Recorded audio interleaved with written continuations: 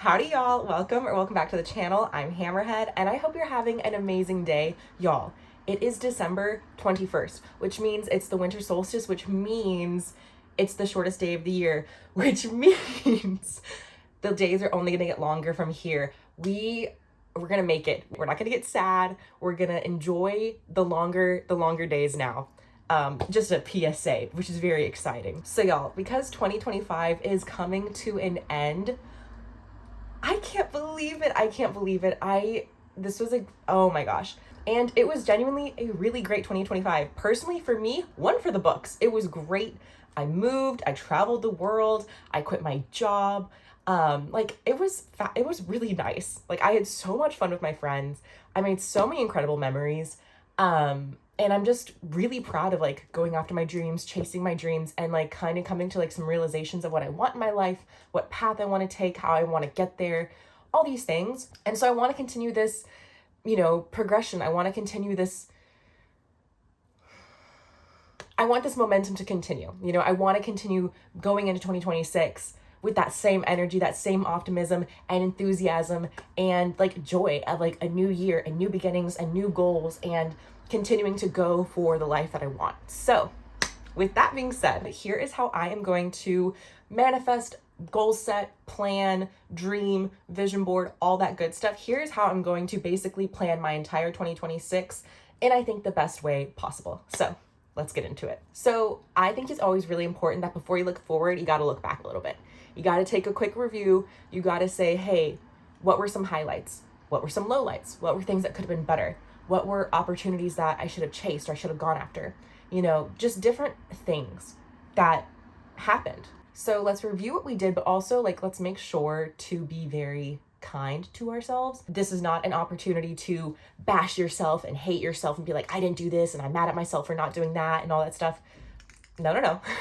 No. This is just a chance to say, this is what happened objectively, and just kind of review it. Let that sit, how you feel. Maybe it was a good thing, maybe it was a bad thing. But don't be so mad at yourself if things didn't turn out the way you wanted to last year.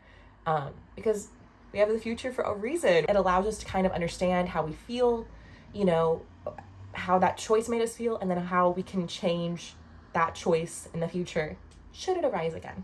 Okay, now that we have reviewed our 2025 and we're feeling happy, we're feeling content, we're feeling honest with ourselves, like, yeah, this is what I did, this is what I didn't do, and here's how we can go forward. Let's now make our 2026 goals. Personally, I like to do just a big old list of goals. I like to just say, here's all my goals. I used to do like different buckets of goals, like financials, relationship, career, stuff like that. But personally, my brain is not organized enough to remember all of those different goals. I think once it's broken down too much, my brain just can't handle it. And I'm like, that's too much. That is just too much information, too many words. I'm not doing it. So I like to just write them all down for the new year. I already wrote all my 2026 goals down. I did this when I was at work because I was on lunch and I was like, I'm gonna write my 2026 goals down. So I'm just gonna read out a few to you, but not all of them, because some of them are little secrets. Some of them are for me, but I'm gonna read a few of them out to you. Number 1, be a professional model and actress full-time, have a nationwide campaign. I wanna read 40 books. I want to have a good circle of friends. I want to write a feature film because I've had an idea and I've started writing it and I've stopped writing it, and I've been doing this for like 3 years now. So I just want to write it so that way I can have a feature film written underneath my belt and feel proud of that. I want to have a consistent sleep routine. I want to get signed to an agency. I want to be fluent in Spanish.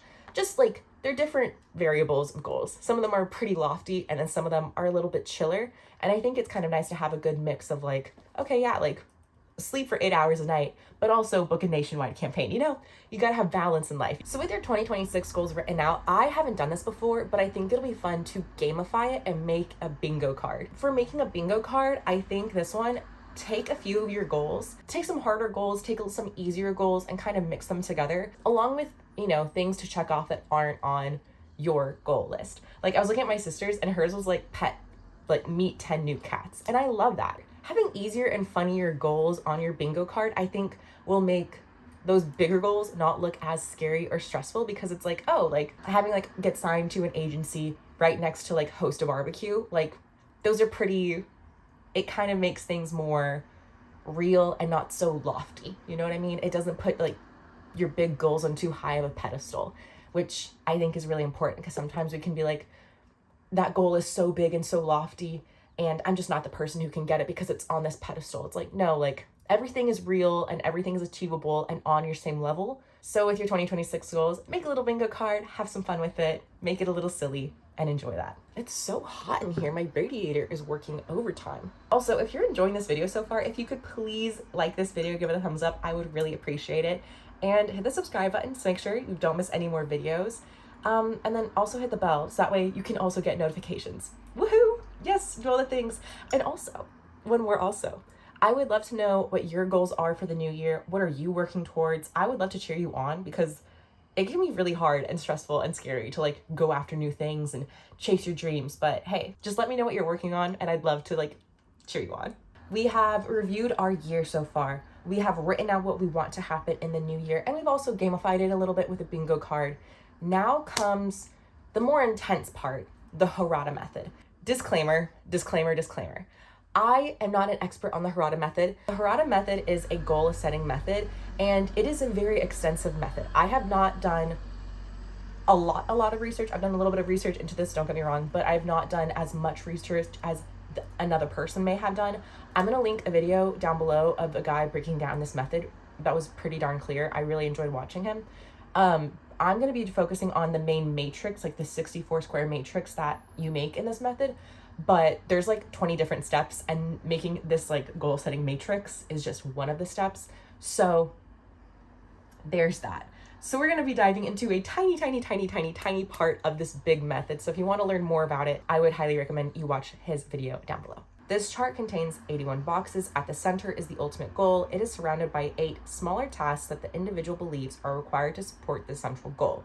Next, for each of those 8 smaller tasks, 8 even smaller goals are identified.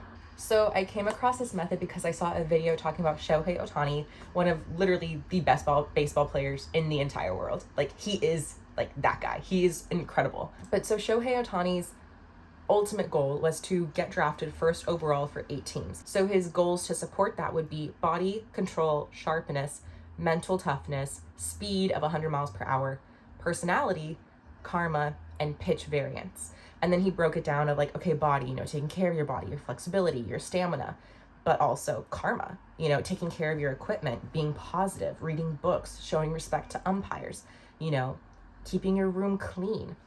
But sharpness, you know, leading with your lower body, your waist strength, just all these different things that whenever you put them together, it makes you a very powerful individual, and it makes you very well-rounded for accomplishing your goal.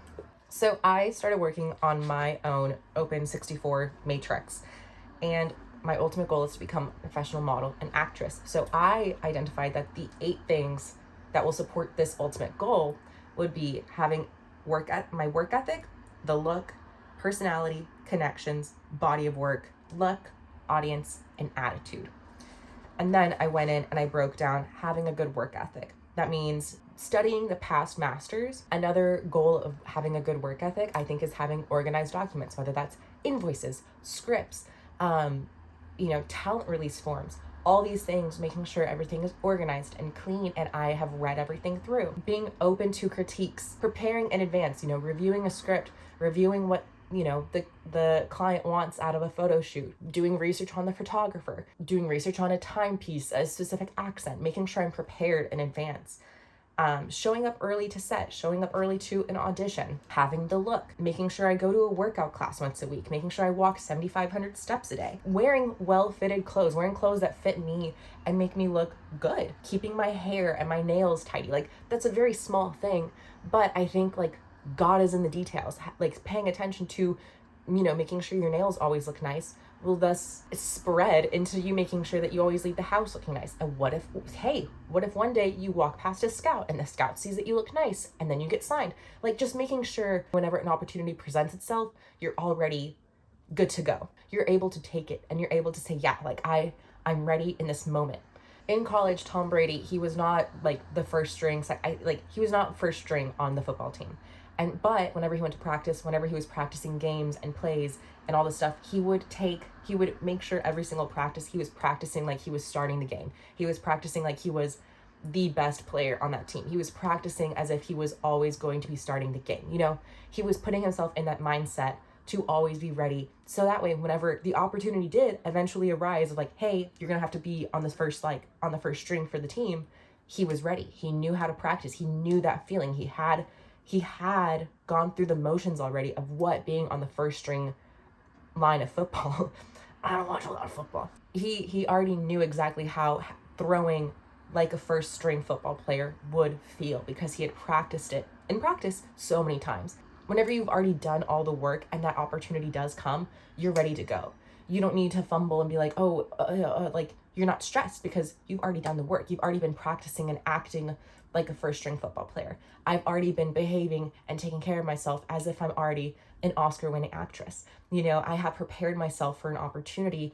That way, when it finally comes, I'm ready to take it. I don't need to stress because I've already done the work. I've already done the work and the visualization and the acting. I think having this matrix, it really does kind of help break down all the little things you need to do in order to kind of manufacture luck.